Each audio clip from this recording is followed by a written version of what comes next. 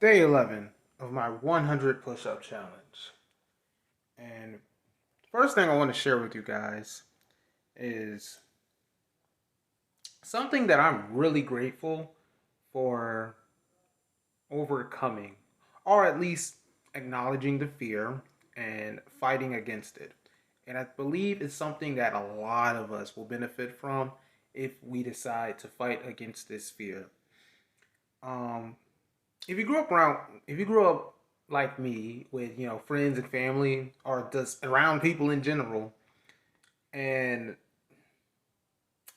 it's something in the hood that we call roasting. And if you didn't fit into a certain standard, for what looks cool, you'll be talked about and you'll be ridiculed. And listen, I was poor.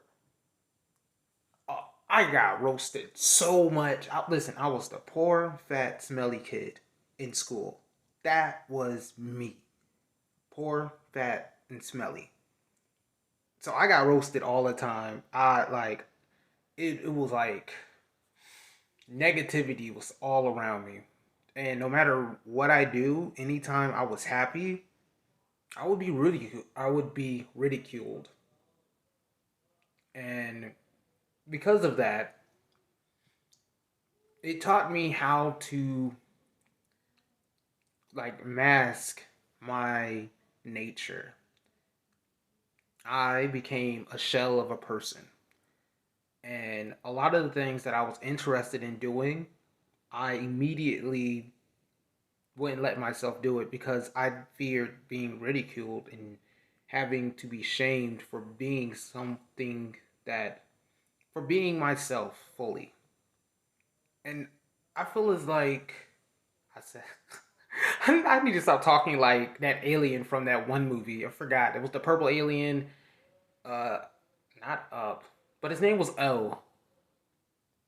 If you remember the movie, put it down in the comments. But back to what I was saying, because I felt ashamed of being myself because of all the ridicule I had received as a kid, it caused me to shell myself and to discard who I was and anything that was related to the things that I liked.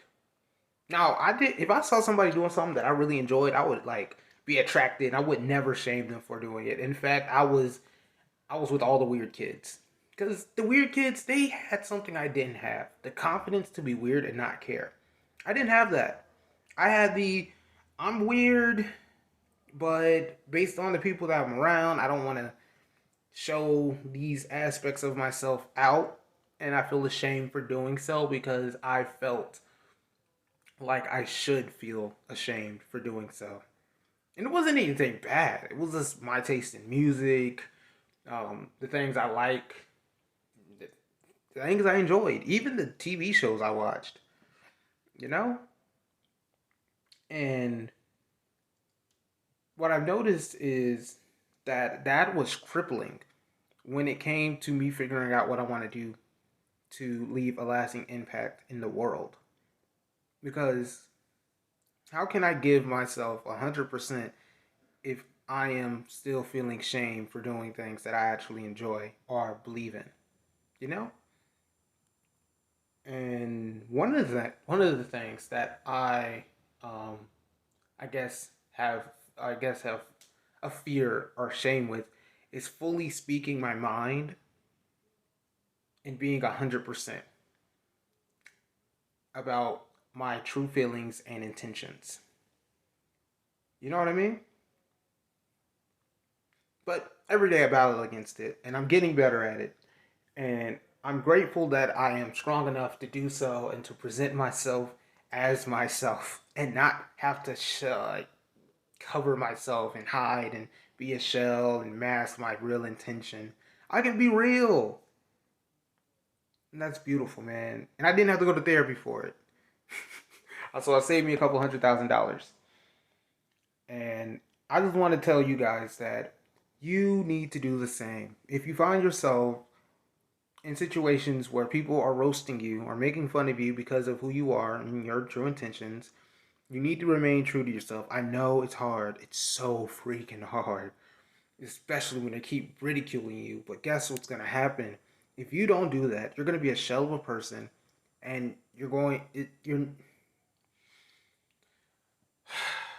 never going to be able to give what you were meant to give to the world.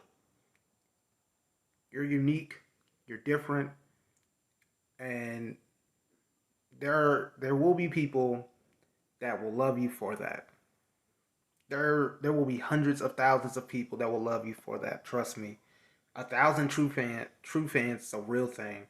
You are not alone. Your people are out there. They are out there waiting for other weird ass individuals just like you. And I'm telling you, be yourself. Take yourself to the grave. Don't change if it isn't in your interest, unless you're being a toxic person.